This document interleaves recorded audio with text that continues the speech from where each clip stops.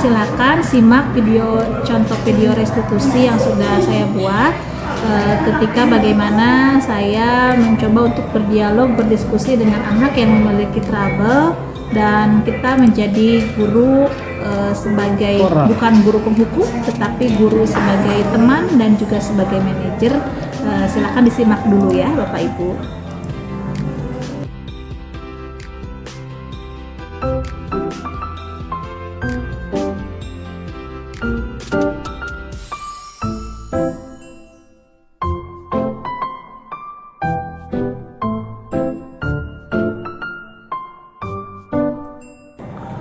Assalamualaikum Bu. Waalaikumsalam, Arya.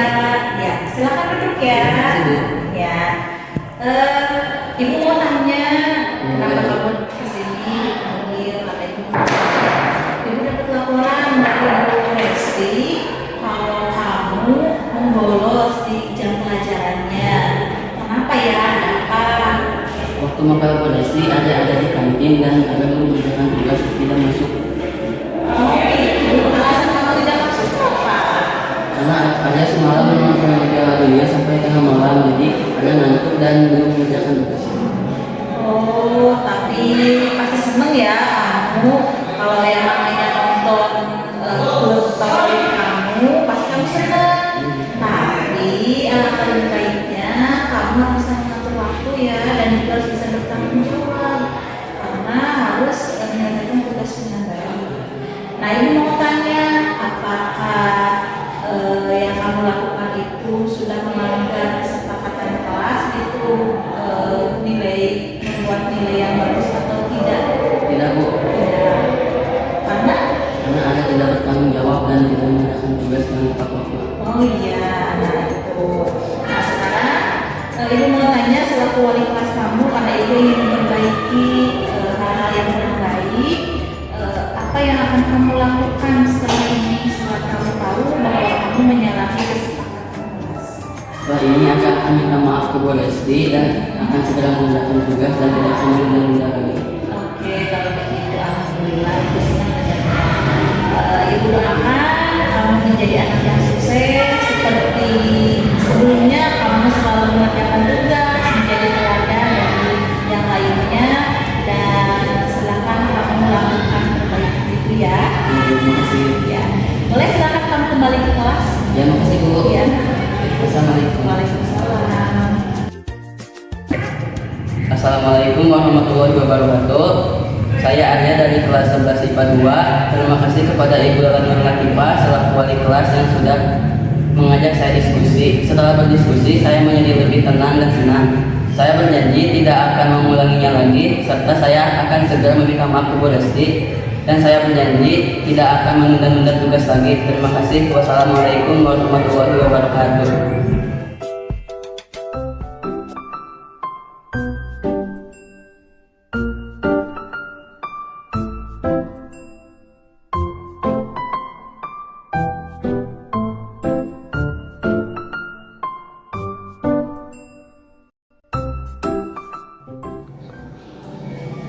Assalamualaikum Ibu.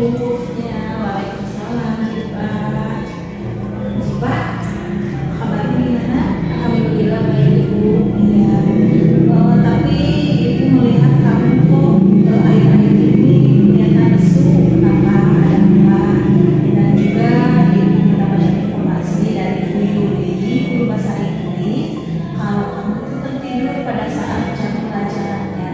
Padahal jam pelajaran Bu Yuli itu pagi-pagi jam pertama. Kenapa kamu coba dapat? Ya Ibu, saya tadi tertidur saat pelajaran bahasa Inggris yang ditulis. Karena semalam itu saya membantu orang tua berjualan hingga larut malam Ibu, sehingga saya tidak bisa menahan kantuk dan akhirnya tertidur. Begitu. Baiklah, jika Ibu tidak akan menyalahkan dirimu, Ibu mengapresiasi kalau kamu itu sudah menjadi anak yang baik, berbakti kepada orang tua kamu, membantu pekerjaan orang tua kamu. Tetapi alangkah lebih baiknya kamu harus bisa mengatur waktu kamu istirahat agar kamu tidak mengantuk di kelas. Ya. Kira-kira apa yang akan kamu lakukan setelah kamu tahu bahwa perbuatan tertidur di kelas itu tidak baik, dan apakah itu menyalahi kesepakatan kelas? Ya Ibu, tidak sesuai karena nilai yang sudah saya langgar yaitu tidak bertanggung jawab dalam memanage waktu, Bu. Dan saya juga nanti akan meminta maaf kepada Ibu Yuli atas kesalahan yang telah saya perbuat, dan saya juga berjanji tidak akan mengulanginya untuk yang kedua kalinya. Saya juga akan membagi waktu antara berjualan dan sekolah, dan saya juga tidak akan tidur larut malam, akan meminta izin kepada orang tua saya untuk istirahat di jam 11 malam supaya saya bisa istirahat dan tidak mengantuk lagi di sekolah, Ibu. Ya, baik. Ibu senang dengarnya kamu mau berusaha memperbaikinya, dan mudah-mudahan Ibu doakan kamu menjadi anak yang sukses, yang bisa mempertanggungjawabkan ilmunya yang sudah kamu dapatkan, dan kembali semangat untuk belajar. Ibu, terima kasih atas pengertiannya, Ibu. Sama-sama.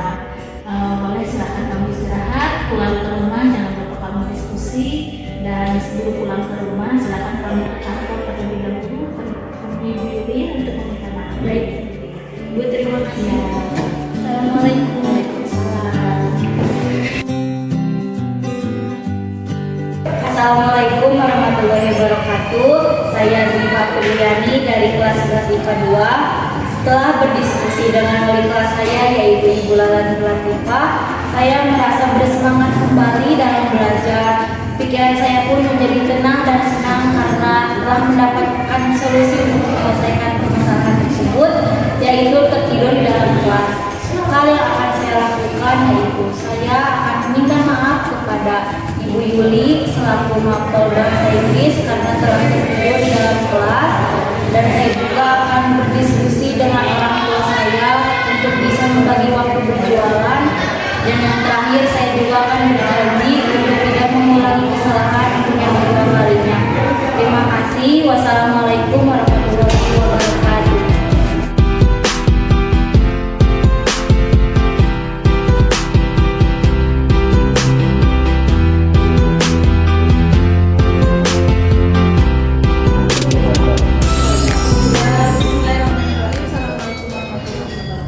Waalaikumsalam warahmatullahi wabarakatuh. Ibu-ibu hebat, mohon maaf mengganggu waktunya. Hari ini saya akan Bapak hebat, mohon maaf mengganggu waktunya. Hari ini saya akan mempresentasikan definisi budaya positif modul 1.4. Tapi sebelumnya mohon izin dulu untuk berdiri semuanya. Saya dulu sebentar. Detik paling ya, Bapak Ibu silakan.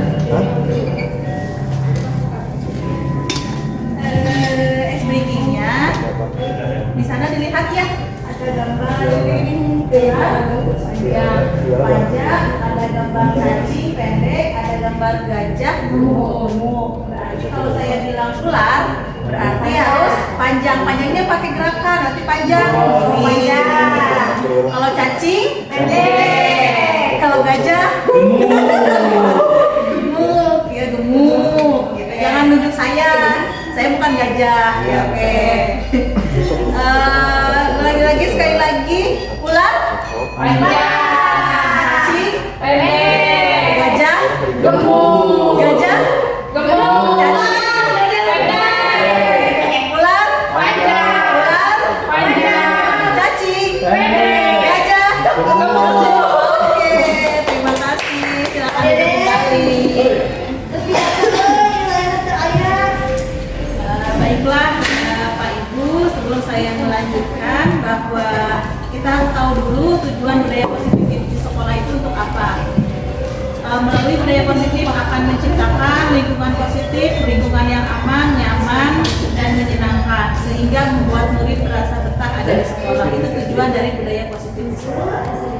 Nah, konsep inti dari budaya positif yang pertama adalah satu, merubah paradigma belajar, yang kedua disiplin positif, yang ketiga nilai-nilai kebajikan, yang keempat kebutuhan dasar manusia, yang kelima motivasi perilaku manusia, dan yang keenam posisi kontrol guru, dan yang ketujuh keyakinan kelas, dan yang kedelapan segitiga restitusi. Nah, ini adalah pembelajaran dengan paradigma baru. Pembelajaran paradigma baru itu apa sih?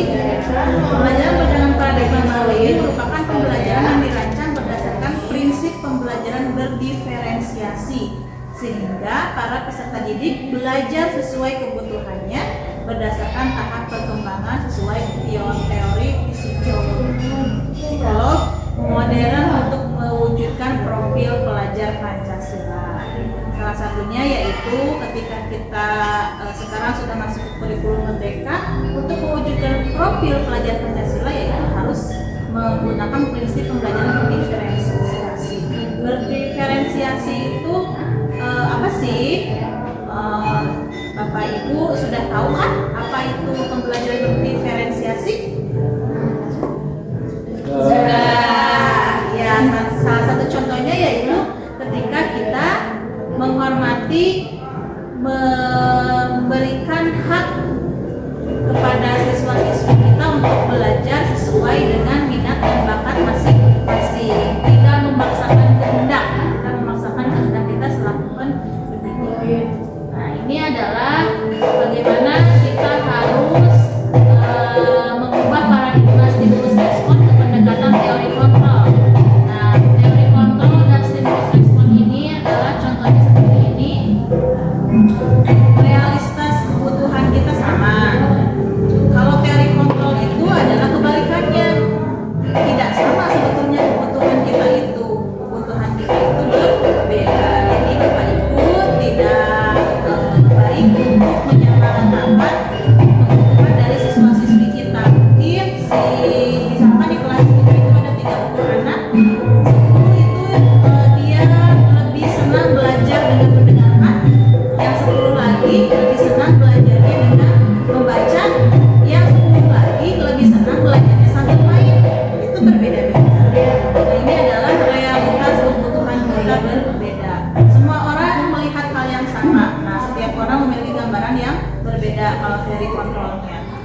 Kalau secara egosentris kita merasa bahwa semua orang itu sama betul manusia, tetapi memiliki keinginan dan juga pengetahuan yang berbeda-beda. Di sini disiplin positifnya. Disiplin berasal dari kata disiplina yang artinya belajar. Disiplin mengacu pada disiplin diri yang memiliki tanggung jawab terhadap apa yang dilakukan berdasarkan nilai-nilai yang diyakini. Nah, disiplin positif merupakan salah satu cara penerapan disiplin yang bertujuan untuk menumbuhkan kesadaran serta memberdayakan peserta didik tanpa imbalan pemberdayaan di luar perencanaan atau hukuman. Sebagai pendidik, tujuan kita adalah menciptakan peserta didik yang memiliki disiplin diri sehingga mereka berperilaku mengacu kepada nilai-nilai kebajikan universal dan memiliki motivasi intrinsik dalam perubahan perilaku ke arah yang lebih baik. Nah, nilai-nilai kebajikan itu apa saja? Di sini ya sudah ada banyak sekali nilai-nilai kebajikan. Salah satunya dari profil pelajar Pancasila yaitu beriman dan bertakwa kepada Tuhan Yang Maha Esa dan berakhlak mulia serta berkebinekaan global, gotong royong, mandiri, dan juga bernalar kritis. Lalu ada juga toleransi, rasa hormat, mandiri, menghargai, empati, percaya diri, dan komitmen itu juga masuk ke dalam nilai-nilai kebajikan. Ada juga yang disebut dengan keterampilan hidup, life skill. Salah satunya yaitu dapat percaya, mendengar dengan aktif, dan tidak merendahkan orang lain dan memberikan yang terbaik dari diri. Nilai-nilai kebajikan atau kebajikan ini bisa dibawa siswa-siswa kita selama nanti selama seumur hidup kita.